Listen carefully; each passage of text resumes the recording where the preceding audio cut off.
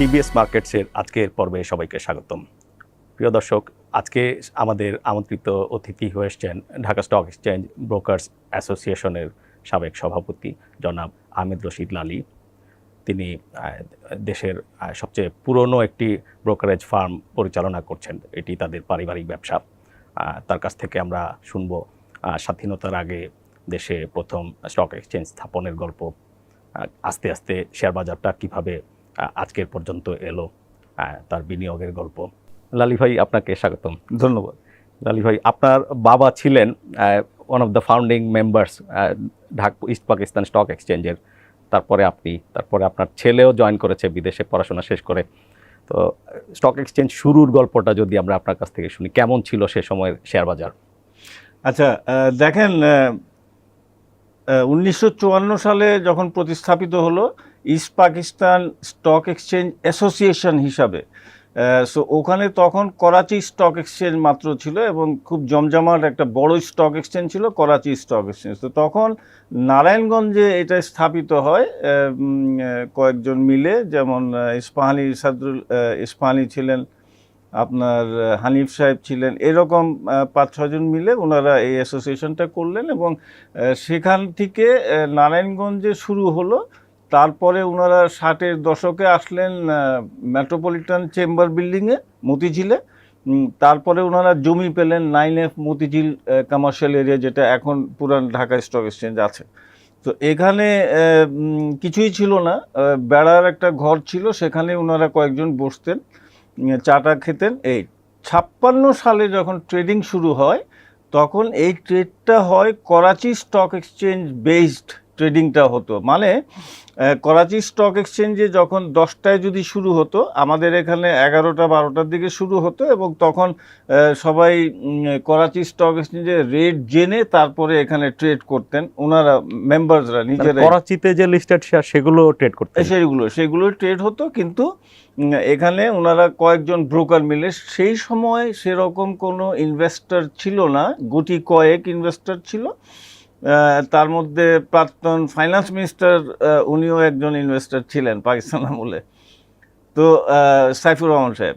তো এনিওয়ে, তখন এইভাবে শুরু হলো। তারপরে 64 সালে ওনারা লাহোর থেকে একজন ইঞ্জিনিয়ার এনে, সিভিল ইঞ্জিনিয়ার এনে 4তলা ফাউন্ডেশন দিয়ে ঢাকা স্টক এক্সচেঞ্জ ফাউন্ডেশন দেয় এবং প্রাথমিক পর্যায়ে 2তলা হলো। পরবর্তীতে স্বাধীনের পরে তারপরে আবার 4তলা হলো এবং তারপরে লোড কমিয়ে দিয়ে এটা 6-7তলা পর্যন্ত স্বাধীনের পরে এটা হলো। তো এখান থেকেই শুরু হলো এবং স্বাধীনতার পরে যখন সব কিছু ডিন্যাশনালাইজড হলো 1978 সালে, তখন এই স্টক এক্সচেঞ্জটা আবার শুরু হলো, স্টক এক্সচেঞ্জের কার্যকলাপ। কারণ ন্যাশনালাইজড হবার পরে বঙ্গবন্ধু তো আপনার সোশ্যালিস্ট বাংলাদেশ, এক্স্যাক্টলি, তখন এটা সব ন্যাশনালাইজড হলো এবং ঢাকা স্টক এক্সচেঞ্জেরও কোনো কাজ আর হলো না সেই অর্থে। তারপরে এটাকে ডিন্যাশনালাইজ করা হলো এবং তখন ডিন্যাশনালাইজেশনের পরে ঢাকা স্টক এক্সচেঞ্জের কার্যক্রম শুরু হয় এবং সেই কার্যক্রমে মনে করেন যে 4-5টা কোম্পানির লেনদেন হতো। আচ্ছা, লিস্টেড কোম্পানি পাকিস্তান আমলে কি এখানে যে ইস্ট পাকিস্তান স্টক এক্সচেঞ্জ বা আমাদের ঢাকা স্টক এক্সচেঞ্জ যদি বলি, সেখানে কোনো স্থানীয়ভাবে লিস্টেড কোনো কোম্পানি ছিল না? ইস্ট পাকিস্তানের সেরকম কোনো কোম্পানি ছিল না লিস্টেড। মোস্টলি শুধু যেটা ছিল শিপিং কর্পোরেশন ছিল, আদমজি ইন্স্যুরেন্স ছিল, আদমজি জুট ছিল। এগুলো কি করাচিতেও লিস্টেড? করাচিতে লিস্টেড ছিল। ইস্ট পাকিস্তানের সে অর্থে কোনো লিস্টিং তখনও হয় নাই। স্বাধীনের পরে এখানে ডুয়াল লিস্টিং এর জন্য কিছু কোম্পানি এখানে আসতো। ডুয়াল লিস্টিং তখনও হয় নাই, বাট ট্রেডিং হতো আমাদের ইস্ট পাকিস্তান স্টক এক্সচেঞ্জ অ্যাসোসিয়েশনে, যেটা এখন ঢাকা স্টক এক্সচেঞ্জ। এবং তখন স্বাধীনের পরে যখন 78-এ শুরু হলো, আবার নতুন যাত্রা শুরু করলো, তখন 4-5টা কোম্পানি নিয়ে ট্রেডিং হতো, যেমন বিএসসি আছে, এরকম কয়েকটা কোম্পানি, 4-5টা কোম্পানি নিয়ে ট্রেড হতো। এইটা পরিধি আস্তে আস্তে বাড়তে শুরু করলো এবং ফাইনালি 1988-এ এসে একটা গতি আসলো। তখন ট্রেড হতো বেসিক্যালি, কিছু ইনভেস্টর আসছে, বাট বেসিক্যালি ওই মেম্বাররা বসে চা খেতেন, কেক খেতেন। হল ছিল একটা, ওই হলের মধ্যে চা কেক খেয়ে তখন ওনারা এই ট্রেডগুলো নিজেদের মধ্যেই এটা হতো। ক্লায়েন্টাল সার্ভিস সেরকম ছিল না, ইনফ্যাক্ট ক্লায়েন্টও বোধহয় খুব বেশি ছিল না। খুব বেশি ছিল না। তো এইটা করতে করতে 88-এ কিছু ক্লায়েন্ট আসলো, তারপরে কিছু ভালো ভালো কোম্পানি ওনারা আনলেন, যারা বড় যারা ছিলেন, আমাদের ডিএসসির কর্ণধার যেমন খুরশিদ আলম সাহেব, খাজা সাহেব ছিলেন। তো এইভাবে যারা ছিলেন ওনারা বেশ কিছু আনলেন কোম্পানি ওনারা, যেমন আমি বলতে পারি যে 95-এ আসলো স্কয়ার ফার্মা। তো যখন স্কয়ার ফার্মা আসলো তখন কিন্তু ওইটার সাথে অনেক ইনভেস্টররা চলে আসলো। সিঙ্গার আসলো তার আগে। তো সিঙ্গার যখন আসলো নতুন মার্কেটে তখন অনেক ইনভেস্টররা ওইটার সাথে যুক্ত হলেন। এইভাবে যাত্রা শুরু স্বাধীনের পরে। তারপরে হয়ে গেল 96। সো 96 ডিসঅ্যাডভান্টেজ অনেক, কিন্তু একটা অ্যাডভান্টেজ হয়েছে 96-এর। সেই অ্যাডভান্টেজটা হলো যে বাজারের ব্যাপ্তি ঘটেছে। তখন লোক জানলো যে হ্যাঁ স্টক এক্সচেঞ্জের এই বিজনেস বাড়ে এবং কমে। হ্যাঁ, এবং তখন মানুষ, পুরো দেশের মানুষ জানলো যে এই একটা মার্কেট যেখানে শেয়ার কেনা বেচা হয় ইত্যাদি। সো বেসিক কিন্তু বাজার সম্প্রসারিত হলো 96-এ, মানুষ যখন জানলো। এই তখন ইনভেস্টররা যুক্ত হওয়া শুরু হলো। এরপরে তো 2010 হলো, এই হিসাবে এই পর্যন্ত আমরা আছি। আপনি কবে প্রথম ইনভেস্টমেন্ট? আচ্ছা দেখেন, আমি কিন্তু আমার বাবার যে অফিসটা ছিল দোতলায়, ওইটা that was the biggest room, লটারিতে উনি পেয়েছিলেন। তো আমরা স্কুল থেকে কিন্তু ওখানে চলে আসতাম পড়াশোনা করার জন্য। আরও মধুমিতা সিনেমা, সেখানে আমরা ওই যখন সিনেমা ভাঙতো, আপনার বাসাও তো কাছে। বাসাও কাছে, তো তখন আমরা ওই জানালায় দাঁড়ায় দাঁড়ায় দেখতাম, একদম অপোজিট ছিল তো মধুমিতার।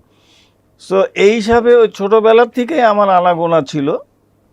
তো তখন নন বেঙ্গলি যে সকল মেম্বাররা ছিলেন ওনাদের সাথেও মোটামুটি একটা ছিল। তো এনিওয়ে, তারপরে ধরেন আপনার এইগুলো হবার পরে আমি 82-র দিকে আমি মোটামুটি বসা শুরু করলাম, but was not so active. আমার অ্যাক্টিভিটি শুরু হলো 1995-এ। তখন থেকে আমি ফুল ফ্লেজেড সময় দেওয়া শুরু করলাম। বাট তার আগে আসতাম, কলেজে পড়তাম, আসতাম যেতাম এভাবে আর কি। তো 95 থেকে আমার সম্পূর্ণভাবে আমি এটার সাথে যুক্ত হলাম। এবং তারপরে 96 দেখলাম, কারণ আমার বাবার একটা ছিল যে আমার কোনো ছেলে আমার বিজনেসে আসলো না, সবাই যার যার করছে। আপনার ভাই একজন খুব বড় আইনজীবী। জি, উনি আইনজীবী, আমার 2 ভাই বিদেশে আছে।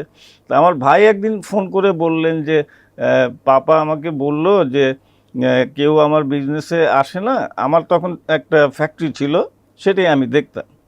তো এনিওয়ে, তারপরে আমি পাপাকে জয়েন করলাম যে ঠিক আছে, I am here to help you. আপনি প্রথম ইনভেস্টমেন্ট ডিসিশন কবে নিয়েছেন? দেখেন, 96-এ আমার বাবা বলেছিলেন যে তুমি কোনো শেয়ার কিনবা না, কারণ তুমি যখন শেয়ার কিনবা তখন তোমার কাস্টমার, তোমার ইনভেস্টরের সাথে তোমার একটা কনফ্লিক্ট অফ ইন্টারেস্ট হবে। তো তখন আমি ওনাকে না জানিয়ে কিছু ইনভেস্ট করেছিলাম এবং সেখানে প্রায় 15 লাখ টাকা আমার লাভ হয়েছিল। এবং সেই টাকা ওই রুমে বেডের নিচেই ছিল। ওটার আমি ভুলেও গেছি। শেয়ার ছিল সেটা? Confidence cement. ওকে।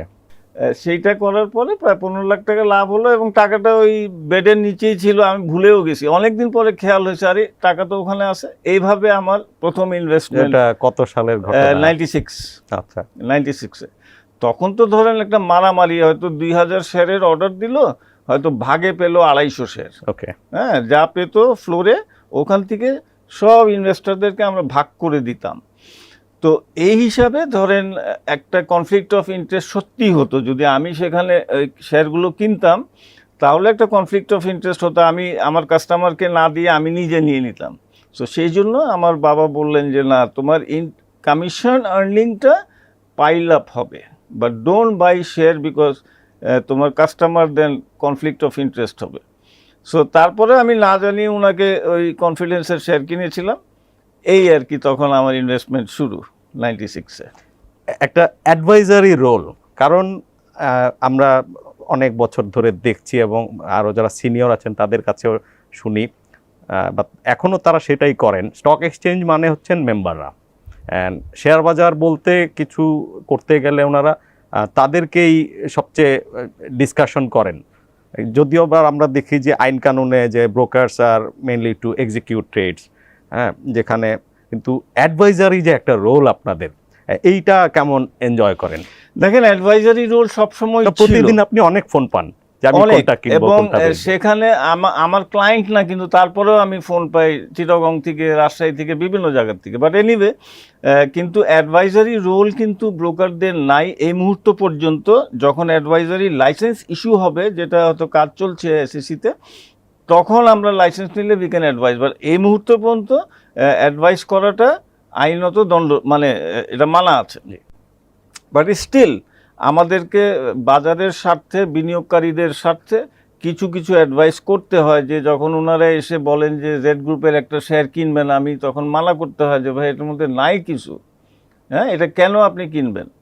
সো এই জাতীয় কিছু কিছু অ্যাডভাইস আমাদেরকে দিতে হয়, যদিও আইনে মানা আছে, বাট তারপরে আমাদেরকে দিতে হয়, কোনো উপায় নাই। বিকজ আমি দেখছি যে আমার ক্লায়েন্ট ভুল করছে, সেখানে তো আমাকে কারেকশন করে দিতে হবে। অথবা আমার অনেক ক্লায়েন্ট আছে যারা, সবার, অল ব্রোকারদের, যে ওনারা এসে জিজ্ঞেস করেন যে এখন কোনটা কিনবো, কোনটা কিনলে ভালো হয়, কারণ ওনাদের ওই ইয়েটা দেখার সুযোগ হয় না, প্যারামিটার্সগুলো দেখার সুযোগ হয় না, doctors of the stock market, হ্যাঁ, অ্যাকাউন্টস দেখারও সুযোগ হয় না ওনাদের। হ্যাঁ, সো ওনারা এসে যখন জিজ্ঞেস করেন, তখন বলতে হয় যে এটা কিনেন, এটা কিনেন, এটা বেচেন, এটা হোল্ড করেন, রাখেন, এগুলো আমাদেরকে করতে হয়।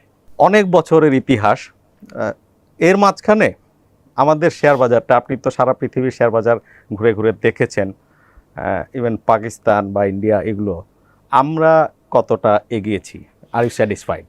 দেখেন, আমাদের কিন্তু বেসিক্যালি, আপনি যদি করাচি স্টক এক্সচেঞ্জে যান, তো আমাদের মতোই, যেমন ছোট ছোট রুম, আপনি তো গেছেন, দেখেছেন মতিঝিলের যে অফিসে ছোট ছোট রুম, এইরকমই কিন্তু পাকিস্তানের একই অবস্থা। বম্বেতেও একই অবস্থা ছিল, কিন্তু পরিবর্তন হয়েছে আফটার ডিমিউচুয়ালাইজেশন, ওদেরকে আলাদা ওরা করেছে, অটোমেশন হয়েছে। সো এখন অফিস কোনো প্রবলেম না যে এখানেই থাকতে হবে। সো আমাদেরও একই জিনিস। আমরা 98-এ অটোমেশনের পরে আমরাও ছড়িয়ে ছিটিয়ে গেছি, যে আমরা বিভিন্ন স্পট থেকে আমরা ট্রেড করতে পারি, আমার অফিস খুলতে পারি। হ্যাঁ, সো এখন তো টেলিফোনেও আপনি ট্রেড করতে পারছেন। সো এই জিনিসগুলো ইমপ্রুভমেন্ট যখন 98-এর পরে যখন হওয়া শুরু হলো, তখন কিন্তু বাজারের ব্যাপ্তিটা আরও বাড়া শুরু করলো। 98-এ আসলো, এখন তো অ্যাপে হয়, এখন তো অ্যাপস। সো এই যে এই কাজগুলো যখন হলো, 98-এ অটোমেশন হলো, 2000 সালে, 2001 সালে সিডিবিএল হলো। তো তারপরের থেকে বাজার এক্সপ্যানশন হওয়া শুরু হলো, এবং এক্সপ্যানশন হতে হতে আজকে প্রায় 24 লাখ বিনিয়োগকারীরা যুক্ত আছেন এই মার্কেটে। IPO, primary market, secondary market সব মিলে প্রায় 24 লাখ বিনিয়োগকারীরা এখন আছেন বাজারের সাথে সংযুক্ত। সো কাজেই এর মধ্যে যেটা অ্যাড হলো, আপনার যদি খেয়াল থাকে, 2007-8 সালে যখন আমাদের গ্যাসের অভাব ছিল, ইলেকট্রিসিটির অভাব ছিল, ঠিক সেই মুহূর্তে কিন্তু যেটা 2010 সাল আসলো, আমরা দেখলাম সেটার একমাত্র কারণই হলো যে তখন ইনভেস্টমেন্টের জায়গা ছিল না। সো যারা ব্যাংকসে যে 10% অফ লাইবিলিটি ছিল, তখন লিমিট তাদের, যে পুঁজিবাজারে আপনারা ইনভেস্ট করতে পারেন, লাইবিলিটি 10%। সো তখন ব্যাংকের কাছে এত উদ্বৃত্ত টাকা ছিল যে ওনারা তখন ওই 30% পর্যন্ত ইনভেস্ট করে ফেলেছিলেন। যেহেতু ওনারা কোনো ব্যবসায়ী লোন নিচ্ছে না, কিছু নিচ্ছে না, যেহেতু গ্যাস নাই, ইলেকট্রিসিটি নাই, কিছু অভাব ছিল। তো তখন 2010 ঘটলো কিভাবে আমি বলতে চাচ্ছি, সেটা হলো 2010 সালের অগাস্টের দিকে বাংলাদেশ ব্যাংক বলল যে যারা এক্সেস ইনভেস্টমেন্ট করে ফেললো, ওনারা ডিসেম্বরের ভিতরে, হঠাৎ করে ডিসেম্বরের ভিতরে আপনারা লিমিটে চলে আসেন। তখন যে একটা সেল প্রেশার আসলো, এই সেল প্রেশারটার জন্য কিন্তু বাজারটা এরকম একটা ডিব্যাকল হলো। সেটা সফট ল্যান্ডিং করাতে পারলো না, এসিসিও পারলো না, তদানীন্তন এসিসি, এবং বাংলাদেশ ব্যাংকেরও একটা ভুল সিদ্ধান্তের জন্য ঘটনাটা ঘটে গেছে। আদারওয়াইজ এত এক্সপোজার নিতে দেওয়াটাও ঠিক হয়নি, আবার এই হার্ড ল্যান্ডিংটা ইয়ে করা, এনফোর্স করাটাও ঠিক হয়নি। এক্স্যাক্টলি, যখন আপনার কাছে রিপোর্ট আসতেছে যে অমুক ব্যাংকের ইনভেস্টমেন্ট হয়ে প্রত্যেক মাসে রিপোর্ট আসতেছে, তখন আপনারা দেখে বলতে পারতেন যে ভাই কন্ট্রোল করো তোমার। বাট তখন না বলে যখন 30% পর্যন্ত ইনভেস্টমেন্ট হয়ে গেল, তখন ওনারা এসে এই সার্কুলারটা জারি করলেন এবং তখন একটা ধস হলো। তার পরবর্তীতে তো যখন ওনারা বুঝতে পারলেন, তারপরে তো মনে করেন যে 1 বছর সময় বাড়িয়ে দিলেন, তারপরে আবার 1 বছর সময় বাড়িয়ে দিলেন, এইভাবে করে চলতে থাকলো। তো 2010 সালে বাংলাদেশের পুঁজিবাজারে আরেকটা এক্সপ্যানশন হলো, যেটা সম্প্রসারণ হলো বাজারে, এবং এইটা ধরেন আজ পর্যন্ত ওই 10 সালের ধসের পরে আজ পর্যন্ত আমরা কিন্তু সোজা হয়ে দাঁড়াতে পারি নাই। সে ফুল রিকভারি এখনো কিন্তু হয় নাই, 10 বছর হয়ে গেছে, 12 বছর। সো কাজেই এখন আমার কাছে যেটা মনে হয় কি, যে বাংলাদেশের সিকিউরিটিজ অ্যান্ড এক্সচেঞ্জ কমিশন যথেষ্ট আইন আছে, আইনের কোনো কমতি নাই। আইন দ্বারা কিন্তু আমরা একেবারে ট্রেন লাইনের মতোই চলছি।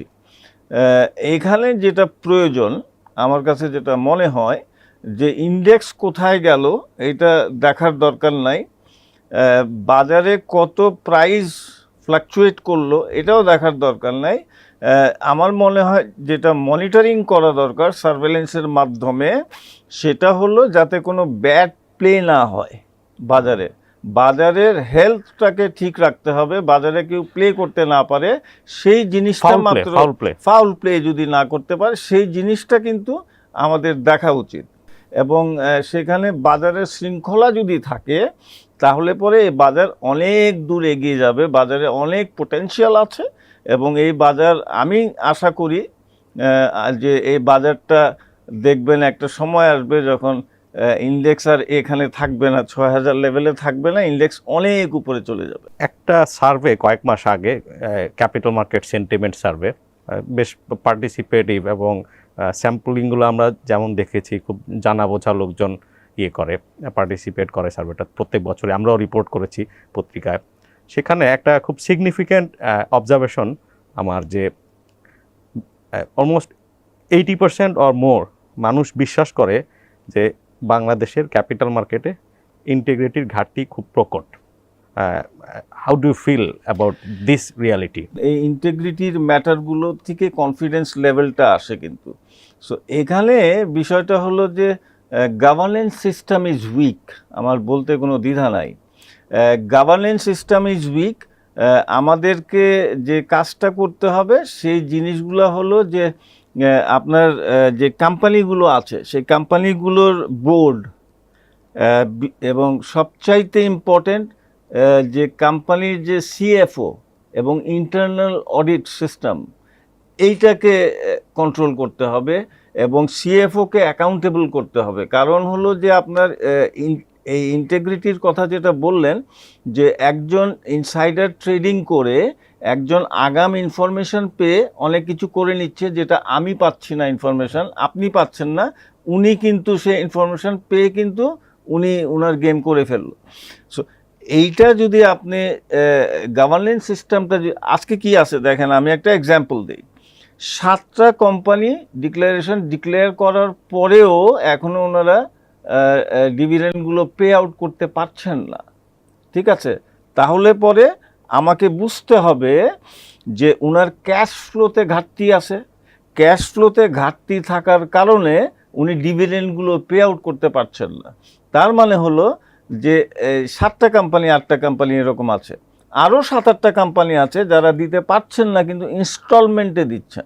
মানে আমি 50,000 টাকা ডিভিডেন্ড পাবো, আমাকে হয়তো 10,000 টাকা দিয়ে বললো যে একটু দিচ্ছি, কিন্তু সেটা টাইম এক্সপায়ার্ড হয়ে গেছে ডিভিডেন্ড পে আউটের। এজিএমের 1 মাসের ভিতরে ডিভিডেন্ড দিতে হয়, সেই টাইমটা এক্সপায়ার হয়ে গেছে, প্রায় আজকে এজিএমের পরে 3-4 মাস হয়ে গেছে।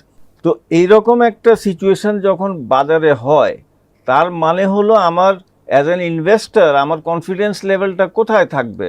লো হয়ে যাবে। যে এর চাইতেও এটা যাক আর্থিক সংকট, এর চাইতেও ভয়ঙ্কর বিষয় যে এখন আর্নিংসের সিজন চলছে। আপনি দেখবেন যে আমি জানি না, আমি হয়তো অ্যানালাইসিস করার চেষ্টা করতে পারি যে আর্নিংস কেমন আসতে পারে, ফোরকাস্ট করার চেষ্টা করতে পারি, স্পেকুলেট করতে পারি, কিন্তু বাজারে একদল মানুষ ঠিকই জানে যে এটার আর্নিংস কত আসবে, এবং আমরা দেখি যে পরবর্তীতে তাই আসলো। সো এক্স্যাক্টলি আমি ওদিকেই আপনাকে নিয়ে যাচ্ছি যে দেখেন, আমি সিএফওকে যদি আপনি অ্যাকাউন্টেবল করতে না পারেন, ইনফরমেশন কোত্থেকে আসে? ইনফরমেশন দুই জায়গার থেকে আসে, একটা আসে বোর্ডের থেকে বেরোয়, লিক হয়, আরেকটা লিক হয় সিএফওর থেকে। সিএফওকে যদি আপনি কোম্পানি সেক্রেটারি হতে পারে, সেক্রেটারি অতটা না জানলেও CFO is main man. Okay, so even অডিটরও হতে পারে। হ্যাঁ, ইন্টারনাল অডিট কমিটি, সেটাই আমি বলছি। সো সেখানে যদি আপনি একটা স্টপ দিতে না পারেন, আপনাকে সিএফওকে যদি আপনি অ্যাকাউন্টেবল না করতে পারেন, যে আমি as a director of the company সিএফওকে বললেন এটা এইভাবে করে দাও, এটা এইভাবে করে দাও, which is against the norms of accounting. তো আমি যদি একজন CFO against the norms of accounting চলে যায়, তাহলে তো আর কিছু থাকলো না। As an investor of that company আমি তো বঞ্চিত হচ্ছি। সো সেই জন্য সিএফওকে অ্যাকাউন্টেবল করতে হবে। CFO has to stand up যে no sir, this is not possible, ঠিক আছে, বিকজ আমার তো গাইডলাইন হিসাবে আমার অ্যাকাউন্টসটা করতে হয়। ইনসাইডার ট্রেডিং এখান থেকে শুরু হয়, এবং ইনসাইডার ট্রেডিং থেকেই কিন্তু সব নষ্টের মূল। হ্যাঁ, আজকে আপনি ইনফরমেশন পাচ্ছেন, আমি পাচ্ছি না, it is because of insider trading. এবং ইনসাইডার ট্রেডিং আমি বলি না যে 100% কন্ট্রোল করতে, বাট অ্যাটলিস্ট একটা কন্ট্রোলেবল লেভেলে। হ্যাঁ, কোনো এরকম সিগনিফিকেন্ট যে আপনার পানিশমেন্ট, সেটাও কিন্তু আমরা দেখি না। ইনফ্যাক্ট না, আছে 17 ধারা আছে, 1969 অর্ডিন্যান্সে 17 ধারা আইন আছে, কিন্তু আমাকে সিএফও যদি ইনফরমেশন লিক করে দেয়, হ্যাঁ, তাহলে তো এটা ট্যান্টামাউন্টস টু ম্যানিপুলেশন। সো এই জিনিসগুলোকে আমাকে যদি যতক্ষণ কন্ট্রোল করতে না পারি, গভর্নেন্স সিস্টেম যদি আমি ঠিক করতে না পারি, তাহলে পরে এই জিনিসগুলো একটু কনফিডেন্সের ঘাটতি হবে, ইন্টিগ্রিটি যেটা আপনি বললেন সেটারও ঘাটতি। এই ঢাকা স্টক এক্সচেঞ্জ আপনার যখন আমরা শুনি আর কি যে ইন্টারনেট ট্রেডিং চালুর সময় মেম্বাররা বা স্টক এক্সচেঞ্জ অথরিটি বলছিলেন যে এটা বিরোধিতা করছিলেন। এখনও অনেক কাজ রেগুলেটর, ধরেন এই যে আইটি অটোমেশন অ্যান্ড এই জিনিসগুলোর কথা বলে, দেখা যায় যে একদম স্ট্রেট প্রোডাক্ট, আমরা যদি বলি শর্ট সেলিং অ্যান্ড আদার্স, এই যে বিষয়গুলো আছে, তো কাজগুলো ওই এন্ডে গিয়ে আটকে যাচ্ছে। আপনি কি এগ্রি করেন? মানে কোন এন্ডে? এই যে স্টক এক্সচেঞ্জ এন্ডে।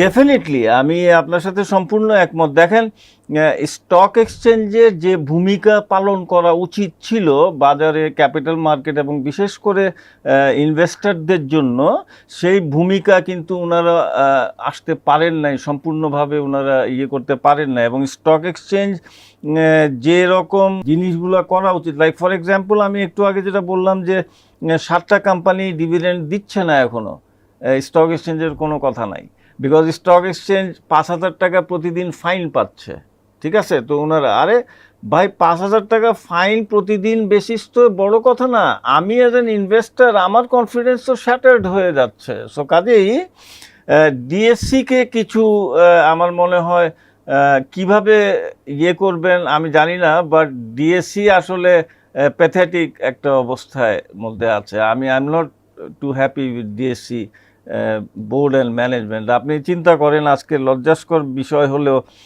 তৃতীয়বারের মতো এমডির জন্য আজকে অ্যাপ্লিকেশন ইনভাইট করেছে, বাট কেন এমডি ওনারা খুঁজে পান না? কেন ওনারা এমডি এসইসির থেকে নিয়োগ দিতে হয়? কেন সিআরও এসইসির থেকে নিয়োগ, কেন সিটিওকে ওনার রং ডুইংয়ের জন্য এসইসিকে ছুটিতে পাঠাতে হয়? কেন ডিএসসি সেই অ্যাকশনগুলো নিতে পারেন না? একই অবস্থা চিটাগং স্টক এক্সচেঞ্জেও, তাদের এমডি আপনার রিজাইন করেছিল, তারপরে ভারপ্রাপ্ত এমডি চালাচ্ছেন। জটিলতাটা আসলে কোথায়? না দেখেন, জটিলতা হয় কি, একটা management team is under the leadership of managing director. আচ্ছা, সেখানে একটা বড় ভূমিকা পালন করে হলো সিআরও, যে চিফ রেগুলেটরি অফিসার আছে। হ্যাঁ, সো এই দুইজনকেই মূলত আমি বলি যে ডিএসসির কর্ণধার ম্যানেজমেন্ট এন্ডে। আমাদের সমস্যাটা হয় কি, আমি বোর্ডে যখন বসি তখন প্রপার পলিসি আমি দিতে পারি না ম্যানেজমেন্টকে, যে কারণে বোর্ডের সমস্যা হলো এইটা যে এখন 13 সালে ডিমিউচুয়ালাইজেশন হয়েছে, বাট 13 সালের পরের থেকে আমি কোনো পলিসি দেখি নাই যে ঢাকা স্টক এক্সচেঞ্জ একটা পলিসি নিয়ে এসিসির কাছে গেছে যে এইটা করলে পরে বাজার ভালো হবে কিংবা এইটা করলে পরে বিনিয়োগকারীরা উপকৃত হবে কিন্তু বাজারটা আরও ভালো হবে। কিংবা সোমাচ্ছো আমি বলি যে আমি অনেক দিন ধরে বলছি যে একটা রিসার্চ উইং, রিসার্চ ডিপার্টমেন্ট একটা আছে, বাট সেটা 2-3 জন একটা অকেজো জিনিস, জাস্ট একটা ম্যানেজমেন্ট অ্যাফেয়ার। সো একটা রিসার্চ, প্রপার রিসার্চ উইং যেখানে 7-8টা অ্যানালিস্ট থাকবে, দে উইল অ্যানালাইজ পৃথিবীর কোন মার্কেটে কি হচ্ছে সেইটা ওনারা একটা রিপোর্ট দিবে বোর্ডকে এবং বোর্ড অ্যাকর্ডিংলি কাজ করবে। ভাই বাজারটা 1 মাস ধরে ডিপ্রেসড, অন্যান্য বাজারে ডিপ্রেশন হলে কি করে, ঠিক আছে, এইটা ওনাদেরকে বললো যে 3টা অপশান আমাদেরকে দাও, বোর্ড বলল, ওরা 3টা রিসার্চ করে 3টা অপশান দিবে। এতে তো সুবিধা হয়, বোর্ডেরও তো সুবিধা হয়। আপনার একটা রিসার্চ পেপার বের করলো, বিনিয়োগকারীদের সুবিধা হলো, কিনে নিবে বিনিয়োগকারী। আপনার কথায় আমার যেটা মনে হচ্ছে যে ইনভেস্টমেন্ট প্রমোশন, তারপর মার্কেট ডেভেলপমেন্ট, এই কাজগুলো স্টক এক্সচেঞ্জ এন্ডে যথেষ্ট না হওয়াতে বাংলাদেশে খুবই একটা আনকনভেনশনাল ওয়েতে আমাদের এসিসি যে কাজটা করছে, আপনার এটা নিয়ে অনেক ডিএসসি কাজ তো এসিসি করছে, রাইট। আপনি আজকে ডিএসসির সিটিও, চিফ টেকনিক্যাল অফিসার, উনি কোনো ধরেন কোনো কিছু হয়েছে, ওনার হয়তো রং ডুইং হয়েছে, সেই জন্য ডিএসসি কেন অ্যাকশন নিতে পারলো না? Why SSC has to take action? So এই জিনিস ডিএসসি, এখন ডিএসসি একটা সেলফ রেগুলেটরি বডি, এখন তো সেলফ রেগুলেশনের সেই এসেন্সটা ডিএসসিতে নাই, because everything is been done by BSEC, everything. আপনি আজকে ঈদের ছুটি হবে, ঈদের রমজানের টাইমিং হবে, সব ফিক্স করছে। আগে এগুলো আমরা করতাম, কিন্তু এখন দেখছি সব বিএসইসি করে দিচ্ছে, ইভেন টাইমিংস। সো এই জিনিসগুলো আমার কাছে মনে হয় যে ডিএসসি তার সেলফ রেগুলেটরি যে বডি ছিল সেটা হারিয়ে ফেলেছে, এখন আর নাই, এবং সেজন্য বাজার ভুগছে। ডিএসসি যদি সেলফ রেগুলেটরি অর্গানাইজেশন হিসাবে যদি তাদের সেই ইয়েটা দাঁড়াই থাকতে পারতো, তাহলে আজকে এই সিচুয়েশন হতো না। আজকে অনেক কিছু, আজকে এসিসিরও দুর্নাম হচ্ছে যে এসিসি এটা করে দিয়েছে, কেন? এটা ডিএসসির কাজ, কেন ডিএসসি করতে পারছে না? লালি ভাই, এখন আমরা আমাদের মূল পর্বে ফিরে আসি যে বাজার একটা বেশ লং ডিপ্রেশনের পরে আমরা দেখলাম যে একটা লংগেস্ট গেইনিং স্ট্রেক আপনার মতো আজকে 8ম দিনের মতো, এই যে বৃহস্পতিবার দিন মার্কেট ডিএসইএক্স ওয়াজ আপ। পরিস্থিতিটা কেমন দেখছেন আপনি? দেখেন, এখানে 2টা পরিস্থিতি আমি বলবো। একটা পরিস্থিতি যেটা আপনি আপ বলছেন 8 দিন ধরে, সেখানে আমি যেটা লক্ষ্য করছি সেটা হলো যে বড় বিনিয়োগকারীদের কিছু বিচরণ হচ্ছে। জি, তো এই বিচরণটা হচ্ছে বেসিক্যালি, এই বিচরণটা হচ্ছে ব্লক মার্কেটে, এবং কিছু ফ্রেশ ফান্ড আসতেছে, that to in the block market. যে ব্লক মার্কেটটা কিন্তু ওই ইন্ডেক্সের উপরে ইম্প্যাক্ট ফেলে না, ব্লক মার্কেটে যতই ট্রেড হোক সেটা ইন্ডেক্সে কোনো ইয়ে ফেলে না। সো পাবলিক মার্কেটে সেরকম কিন্তু ইয়ে হচ্ছে না, ব্লক মার্কেটে বেশি হচ্ছে, এবং বড় বিনিয়োগকারী যারা আছেন কিংবা ফ্রেশ ফান্ড যেগুলো আসছে সেগুলো কিন্তু ব্লক মার্কেটের মাধ্যমে ঢুকছে। এটা যদি পাবলিক মার্কেটে ঢুকতো তাহলে ইন্ডেক্সটা ভালো হতো, এবং বাজারটার থেকে যে ইয়েটা আছে, যেটা আপনার ফ্লোর প্রাইস, এইটাও উঠে যেত। তো ফ্লোর প্রাইস অ্যাকচুয়ালি সাময়িক একটা জিনিস, বা আনফর্চুনেটলি ফ্লোর প্রাইস আজকে 7 মাস হয়ে গেল ফ্লোর প্রাইস থাকাতে বাজার একটা ফ্যাটিগ হয়ে গেছে, এবং এই ফ্যাটিগের কারণে আপনার ফ্লোর প্রাইসের ফ্যাটিগের কারণে কিন্তু বাজারটা একটা ওর নিজস্ব গতিতে ফিরে আসতে পারছে না।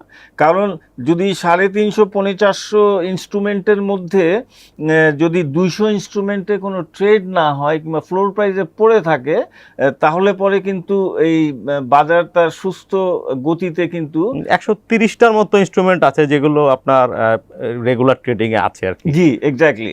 সো এই 130টা ইনস্ট্রুমেন্ট দিয়ে আপনি বাজার চালানোটা ইজ ভেরি ডিফিকাল্ট, এবং সেখানে আমি মনে করি যে বিএসইসি এখনই চিন্তা করা উচিত, যে ভয়টা আছে যে ফ্লোর প্রাইস তুলে দিলে হয়তো একটা সেল প্রেশার আসতে পারে এবং সেই সেল প্রেশারের কারণে বাজারটা আর একটু ডাউন হতে পারে। বাট মাইন্ড ইউ, বাজার যদি একটা ডাউন হয়, একটু হয়ও যদি, তো সেখান থেকে একটা কিন্তু অটো সাপোর্ট আসবে এবং এই সাপোর্টের কারণে আবার বাজারটা তার গতি ফিরে পাবে এবং বাজার তার পজিশনে চলে যাবে।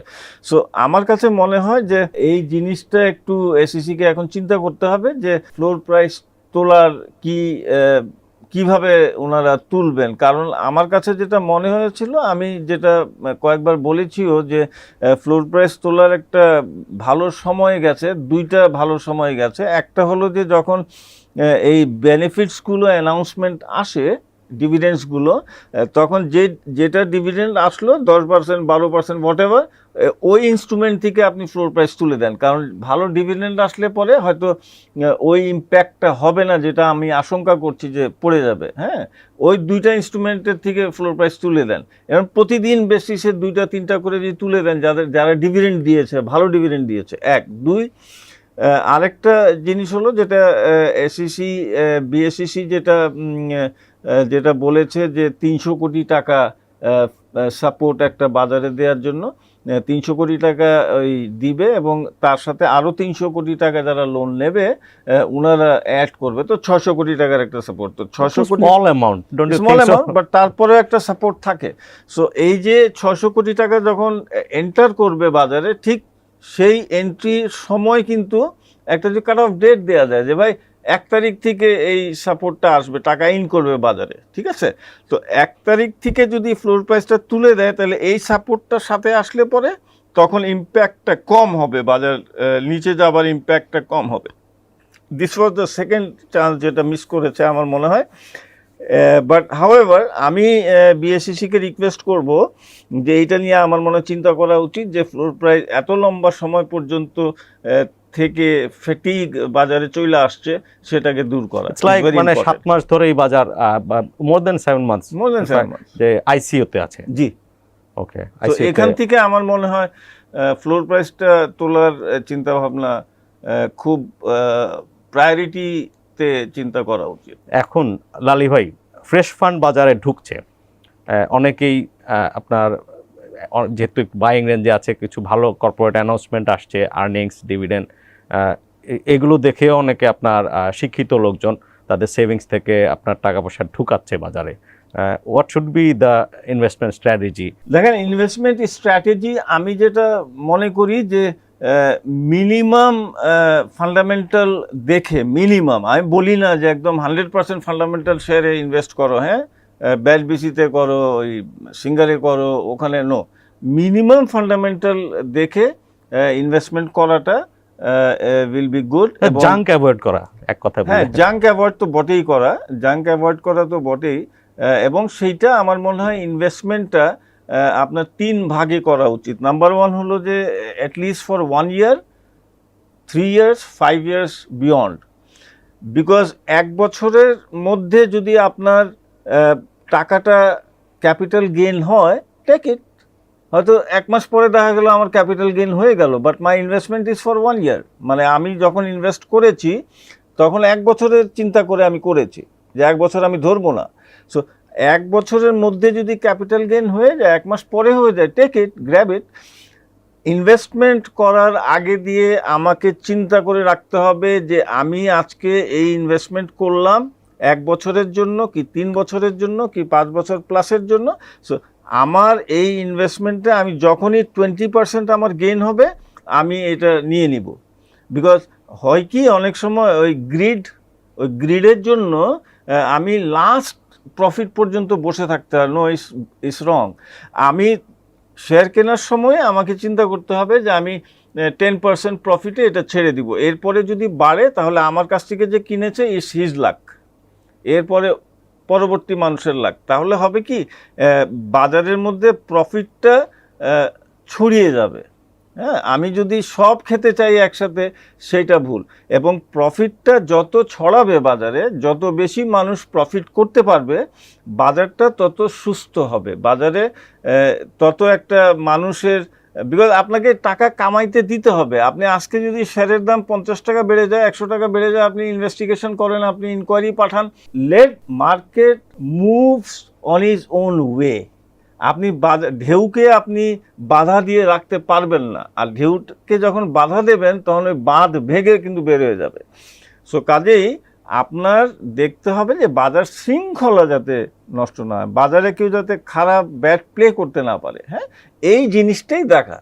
আর বাজার যেদিকে যাক সেদিকে বাজার, মানুষ যদি প্রফিট করতে না পারে তো বাজারে আসবে কেন? বাজার মানুষ তো আসবে না, ইনভেস্টর আসে তো প্রফিট করার জন্য। হয়তো কেউ প্রফিট করে, কেউ লস করে, আবার আরেকটাতে এই লস করা মানুষ আবার আরেকটাতে প্রফিট করে। তো এইভাবে আরেক দল লস করা মানুষ কিন্তু আবার ওই যে রেগুলেটর কেন তার লস প্রিভেন্ট করার মতো মেজার্স নিল না, এই জন্য মিছিলও করে। হ্যাঁ, তো এই জিনিসগুলো আপনাকে ছেড়ে দিতে হবে, বাজারের গতিতে বাজারকে চলতে দেওয়া উচিত। যখনই আপনি বাধা দিবেন তখন এটা আপনি শুধু দেখবেন যে আমার যাতে বাজারের শৃঙ্খলাটা ঠিক থাকে, বাজারে কেউ যাতে রুলস রেগুলেশনস কেউ যাতে না ভাঙতে পারে, এই জিনিসটা আপনি যতক্ষণ ইয়ে না করেন ততক্ষণ বাজারটাকে আপনাকে ছেড়ে দিতে হবে। আচ্ছা, আপনার ডিলার কোডে যদি এখন 100 কোটি টাকা দেওয়া হয়, আপনি এটাকে কিভাবে ইউটিলাইজ করবেন?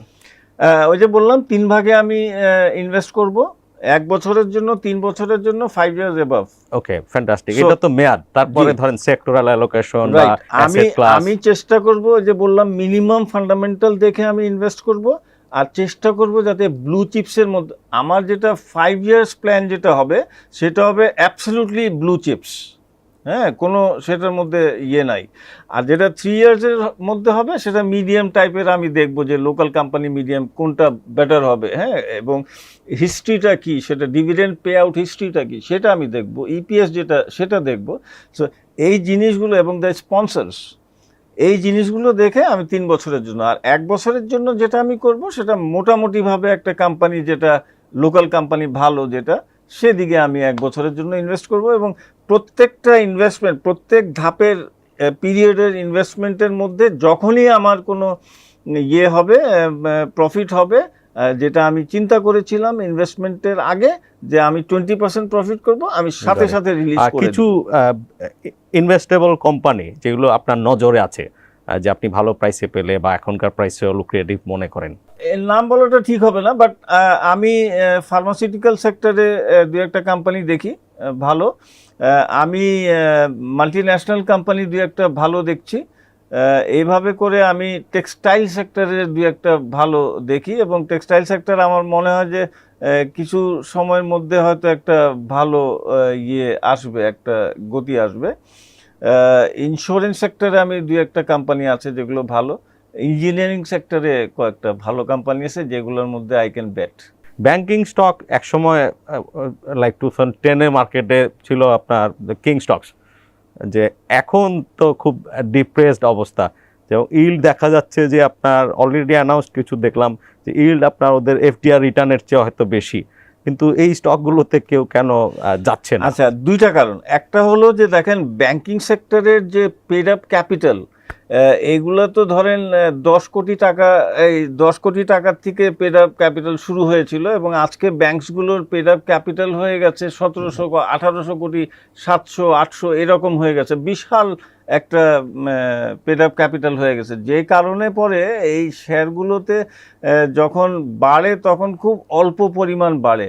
কিন্তু একটা জিনিস আমি আপনাকে বলতে পারি, সেটা হলো যে banking sector is one of the best sectors যেখানে অ্যাকাউন্টেবিলিটি অনেক বেশি। তার কারণ হলো ডিএসসি দেখছে, এসইসি দেখছে, অ্যান্ড সর্বোপরি বাংলাদেশ ব্যাংক দেখছে। সো কাজেই অনেক কিছু আবার ঠিকমতো দেখতেও পারেনি, এটাও সত্য, অনেক ব্যাংকে ঘটেছে। সেটা তো আপনি আছেই, সেটা তো আছে, সেটা তো সবসময় থাকবে। বাট তারপরেও আমি বলবো যে banking sector is a very good investment for long term. এবং আপনি যতই যাই বলেন ব্যাংকসগুলোর দাম আজকে 10 টাকা, 20 টাকা, 30 টাকা, এই কয়েকটা ব্যাংক ছাড়া এই ব্যাংকসগুলো কিন্তু রেগুলার 10% ডিভিডেন্ড দিয়ে যাচ্ছে। কিন্তু আপনি এই কোভিডের সময়ও কিন্তু তারা 10-12%, এইবারও যেটা আমরা দেখছি মোটামুটি ভালো ডিভিডেন্ড 10%, 15% দিচ্ছে। সো আমার কাছে মনে হয় যে ব্যাংকিং সেক্টর, ইয়েস, আপনি যেটা বললেন, is a very good investment for long term, এবং এই সেক্টরটা এখন যেখানে পড়ে আছে এখানে থাকবে না কিন্তু। আচ্ছা, আরেকটা যেমন চাইনিজ কনসোর্টিয়াম যখন স্টক এক্সচেঞ্জের স্ট্র্যাটেজিক পার্টনার হয় তখন সবাই একটা, যেমন এই পাকিস্তান স্টক এক্সচেঞ্জে ওদের স্ট্র্যাটেজিক ইনভেস্টমেন্টের কনসিকুয়েন্স হিসেবে আপনার যে পাকিস্তানি ইন্ডেক্স কত শুট আপ করেছিল আর কি, তো এরকম কিছু একটা আশা করছিল আমাদের ইনভেস্টররাও। তো আমরা তো দেখলাম ইন্ডেক্সটা একটা ন্যারো রেঞ্জের মধ্যে হয়তো ওঠানামা করছে আর কি। এই ধরনের বড় র্যালি এটা বাংলাদেশে কখনো হবে কিনা? দেখেন, নাম্বার ওয়ান জিনিস হলো যে অ্যাগেন আমি বলবো যে ঢাকা স্টক এক্সচেঞ্জ প্রপারলি এই জিনিসটাকে কাজে লাগাতে পারে নাই। চাইনিজ যে আমাদের স্ট্র্যাটেজিক পার্টনার আসলো, এদেরকে সঠিকভাবে ঢাকা স্টক এক্সচেঞ্জ কাজে লাগাতে পারলো। কেন পারলো না সেটাও আমি বলে দিচ্ছি। $32 মিলিয়ন ওদের টেকনিক্যাল সাপোর্ট ছিল, এরকম কনফার্ম ওনারা দেবেই। এটা ওই যখন অ্যাগ্রিমেন্টটা হয়, হ্যাঁ, শেয়ারটা স্ট্র্যাটেজিক পার্টনার যখন হলো। এখন পয়েন্ট হলো যে আমরা 130 কোটি টাকা খরচ করে ডেটা সেন্টার করলাম Dhaka stock exchange, which is very too high, way high. দেখেন, পৃথিবীতে হাতে গোনা 3-4টা কোম্পানি আছে যারা এই বড় ইঞ্জিনসগুলো সাপ্লাই করে, সো প্রাইসগুলো সবাই জানে। সেখানে যদি আপনি এই চাইনিজদেরকে যদি আপনি একটু ওদের সাহায্য নিতেন, সহযোগিতা নিতেন, তাহলে পরে ওরাই কিন্তু আপনাকে সব সাজিয়ে ঠিক মতো সুন্দর করে দিতে পারতো, এই জিনিসের এত দাম, এই জিনিসের এত দাম। সো কাজে এই জিনিসটা কিন্তু তখন আর 130 কোটি টাকা লাগতো না। এর মধ্যে ধরেন আপনার ডিজাস্টার রিকভারির কথা বলি, ঢাকা স্টক ডিজাস্টার রিকভারি ছিল না। ডিজাস্টার রিকভারির জন্য ওই মোলেম ওনারা নিলেন, বিজনেস ডিস্ট্রিক্টে নিলেন। আরে ভাই, মোলেম বিজনেস ডিস্ট্রিক্ট আর আপনার নিকুঞ্জ কত দূর? যদি নিকুঞ্জতে কোনো ইয়ে হয়, আর্থকুয়েকের এফেক্ট হয়, তাহলে তো মোমেনেও হবে, লাইন তো একটাই। সো এই যে সিদ্ধান্ত, আমাদের কিন্তু ঢাকা স্টক এক্সচেঞ্জের জমি আছে, বুঝছেন, ঢাকার বাইরে, সেখানে এই কাজটা ওনারা করতে পারতেন। কিন্তু দেখেন, এত টাকা পয়সা খরচ করে ঢাকা স্টক একটা ভুল সিদ্ধান্তের জন্য।